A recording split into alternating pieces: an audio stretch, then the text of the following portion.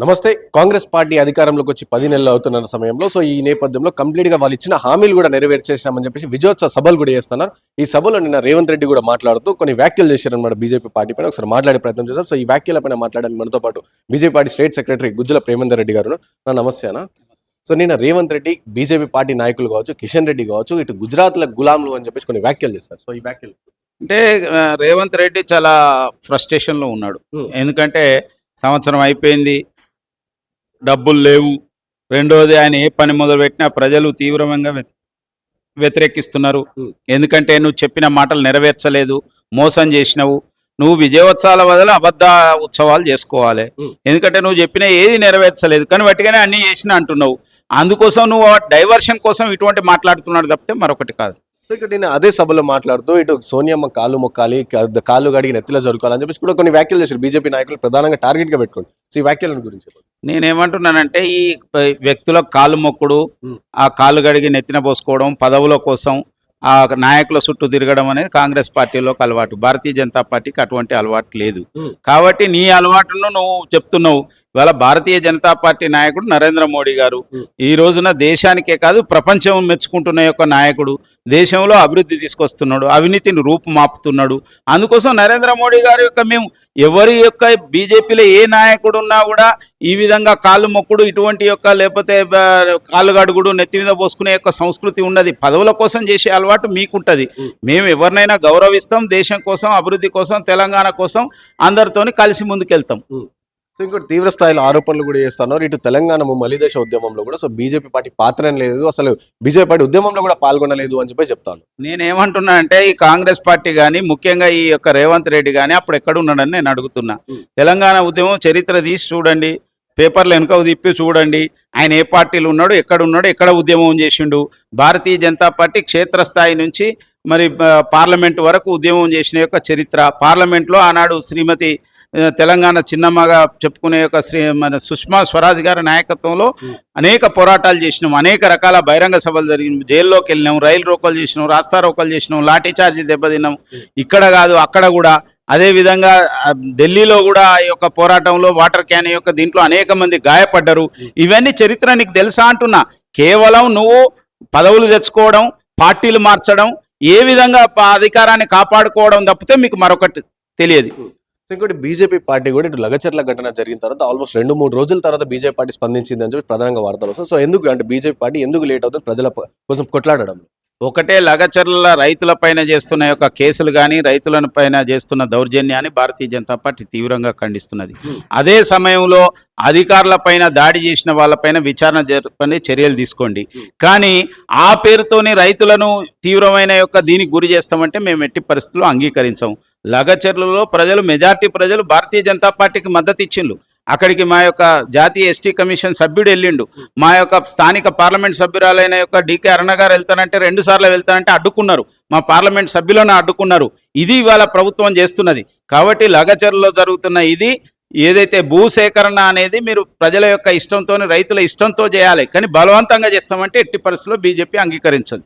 ఇంకా parliament election తర్వాత BJP party చాలా వరకు స్లో డౌన్ అయిందని చెప్పేసి ప్రచారం నడుస్తుంది. ఎందుకంటే చూసినాం మనం గతంలో 2 సార్లు ఇందిరా పార్క్ దగ్గర ఉద్యమం చేసి దాని తర్వాత మొన్న మూసి నిద్ర అని చెప్పేసి దాని తర్వాత కూడా పెద్ద ఎత్తున బీజేపీ పార్టీలు కూడా కదలికలు లేవు అని చెప్పేసి వినిపిస్తుంది. ఎందుకు అట్లా? భారతీయ జనతా పార్టీ నిరంతరం ప్రజలలో ఉంది కాబట్టి ఇవాళ గతంలో మాకు కేవలం 11 లక్షల ఉన్న యొక్క సభ్యత్వం ఇవాళ మా 35 లక్షల పైన ప్రజలు స్వచ్ఛందంగా చేరుతున్నారు. ఇంకా లక్షలాది మంది భారతీయ జనతా పార్టీలో చేరుతున్నారు. ఒక నూతన ఉత్తేజం వస్తున్నది. ఇవాళ రాష్ట్రంలో ప్రజల యొక్క సమస్యల గురించి పోరాటం చేస్తున్నది భారతీయ జనతా పార్టీ. రైతుల సమస్యల కోసం ఆందోళన చేసింది మేము. మూసీ నది దానికి సంబంధించిన యొక్క ఆందోళన చేసింది మేము. ఇవాళ ఏదైతే ధాన్య కొనుగోలు కేంద్రాల విషయంలో సరిగా చేయకపోతే, అక్కడ మద్దతు ధర రాకపోతే రైతుల దగ్గరికి వెళ్ళి ఇవాళ కలుసుకొని ఉన్నది, ప్రభుత్వం పైన ఒత్తిడి తీసుకొస్తున్నది భారతీయ జనతా పార్టీ. కాబట్టి భారతీయ జనతా పార్టీ ఇంకా రాబోయే రోజులలో ఇంకా పెద్ద ఎత్తున భారతీయ జనతా పార్టీ శ్రేణులన్నింటినీ పటిష్టం చేసుకొని ఈ ప్రభుత్వం పైన పోరాటానికి సిద్ధమవుతున్న పార్టీ భారతీయ జనతా పార్టీ. లగచర్ల ఘటన వైపు, రాష్ట్రమంతా లగచర్ల ఘటన వైపు చూస్తాం అంటే ఇటు బీజేపీ నాయకులందరూ కలిసి మూసీ నిద్ర అని చెప్పి అది కేవలం డైవర్షన్ కోసమే అని చెప్పి కేటీఆర్ కూడా వ్యాఖ్యానిస్తారు. అంటే మీరు మూసీ వెంట ఉన్న యొక్క ప్రజల ఇండ్లు కూలగొట్టడానికి అనుకూలమా వ్యతిరేకమా అని నేను బీఆర్ఎస్ వాళ్ళని అడుగుతున్నా. మిగతా వాళ్ళు మీరు చెప్పండి. అంటే ఆ ప్రజల యొక్క ఇండ్లు కూడగొట్టి రియల్ ఎస్టేట్ వాళ్ళకి ఇచ్చినా పర్వాలేదని మీరు అంటున్నారా? అది ముందు అది చెప్పిన తర్వాత మిగతా విషయం చెప్పండి. మేము మూసీ గురించి పేద ప్రజల కోసం పోరాటం చేస్తాం, లగచర్ల యొక్క రైతుల పక్షాన మేము పోరాటం చేస్తాం. ఎక్కడ ప్రజలు నష్టపోతే, ఎక్కడ ప్రభుత్వం నుంచి నష్టానికి గురైతే వాళ్ళ పక్షాన ఉండేది భారతీయ జనతా పార్టీ. సో చివరిగా చెప్పండి ప్రేమేందర్ గారు, సో ఇటు కేటీఆర్ ఢిల్లీ టూర్ పెట్టి నుంచే అతని అరెస్ట్ ఆలస్యం అవుతుంది అని చెప్తా ఉన్నారు. అండ్ ఢిల్లీలో కావచ్చు అక్కడక్కడ బీజేపీకి సంబంధించిన పెద్ద నాయకులను కలిసి ఇవన్నీ లోపాయికారు ఒప్పందాలు జరుగుతాయని చెప్పి ప్రధానంగా కాంగ్రెస్ పార్టీ చేస్తున్న వ్యాఖ్యలు. సో దీన్ని మీరు ఎలా? అసలు విషయం ఏంటంటే కేటీఆర్ ఢిల్లీకి పోతున్నది కాంగ్రెస్ పార్టీ ప్రముఖ నాయకులను కలుసుకోవడం కోసం. కలుసుకొని కప్పం చెల్లించి రేవంత్ రెడ్డి దగ్గర నుంచి కానీ ఇక్కడ ఉన్న యొక్క కాంగ్రెస్ ప్రభుత్వం నుంచి మమ్మల్ని కాపాడండి, మీరు ఒకటే, గతంలో మేము పొత్తులో పోటీ చేసినాం, అధికారాన్ని పంచుకున్నాం, మళ్ళీ మేము మీతో కలిసి వస్తాం కాబట్టి నన్ను కాపాడండి అని చెప్పి ఆయన ఆ యొక్క రాహుల్ గాంధీ ఎందుకు మాట్లాడతలేడని ఇక్కడ అన్నాడు కదా, ఆ రాహుల్ గాంధీతో ఏ మధ్యవర్తుల ద్వారా కలిసి ఏ విధంగా కప్పం చెల్లించుకుంటున్నాడో దానివల్ల లేట్ అవుతున్నది. కాబట్టి ఇక్కడ ముఖ్యమంత్రి గారు చెప్పాలి, మీరు చెప్పిన యొక్క ఫోన్ ట్యాపింగ్ కేసు ఏమైంది, విద్యుత్ కొనుగోలు కేసు ఏమైంది, తర్వాత ఈ యొక్క కాళేశ్వరం ఏమైంది, తర్వాత మొన్నేదో అది డ్రగ్స్ ఇష్యూ ఏమైంది, ఇవన్నీ ఏమైనాయి అంటున్నా. కాబట్టి ఇవన్నిటి విషయంలో ఏమి లేకుండా ఉట్టిగానే మీ బాంబులు అంటారు, బాంబులు వెళ్తున్నాయి, బాంబులు ఎందుకు ఆలస్యం అవుతున్నాయి పేలడం అంటే మీరు వాళ్ళు కుమ్మక్కైన్లనేది ఇలా స్పష్టం అయిపోతున్నది.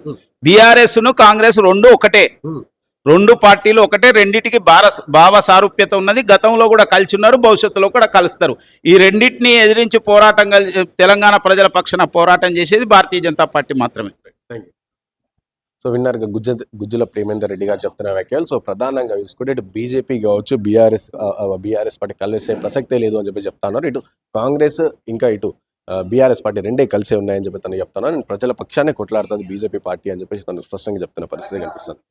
కెమెరా పర్సన్ సాయితో Rana Pratap reporter for Vahini TV from Hyderabad. నువ్వు చేసినాడు కేంద్ర ప్రభుత్వం ఇచ్చిన యొక్క స్మార్ట్ సిటీని 1 year గడువు పొడిగించింది. అనేక పనులు కాకపోతే వాటిని పూర్తి చేయడం కోసం అవకాశం ఇచ్చినా ఇప్పటికీ వాటికి నిధులు విడుదల చేసి పనులు పూర్తి చేయలేదు. అక్కడ ఏదైతే ఈ చెత్తను మరి దాన్ని మేనేజ్మెంట్ విషయంలో కావచ్చు, మురుగునీటి విషయంలో కావచ్చు, మంచినీళ్ళ విషయంలో కావచ్చు, బ్యూటిఫికేషన్ విషయంలో కావచ్చు, వాళ్ళ మళ్లింపు విషయంలో కావచ్చు, వాటన్నిటి విషయంలో నువ్వు చేయకుండానే ఈరోజు మళ్ళీ మేమే చేస్తున్నట్టుగా మాట్లాడడం ఎంత హాస్యాస్పదం. అంటే కేవలం మాటలు చెప్పుకొని బతకడం నేర్చింది ప్రభుత్వం. ఉద్యోగాలు ఇచ్చినామంటారు, చేయని పనులన్నీ చేసినామంటారు, ఇంకెన్నిసార్లు ఒట్లు పెట్టుకుంటారు అంటున్నారు. ప్రజలను మోసం చేయడమే కాదు, దేవుళ్లను మోసం చేస్తున్న మొట్టమొదటి ముఖ్యమంత్రి రేవంత్ రెడ్డి గారు. మీకు ఇష్టమైతే మీరు